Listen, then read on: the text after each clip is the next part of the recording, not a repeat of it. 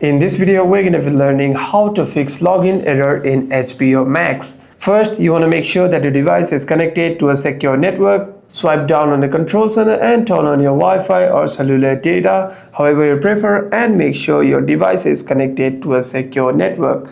By doing so, you shouldn't be facing any problems regarding your internet connection.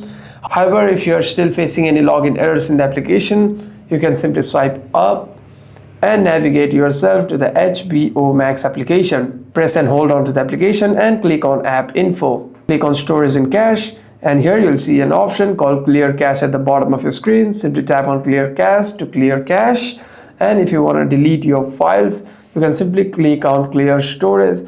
And the next time you open the application, you shouldn't be facing any problems regarding your login. However, if you're still facing any other kinds of problem with the application, you can simply restart your device once and open the app again. Hope this video was helpful, and if you have any further questions, feel free to comment down below.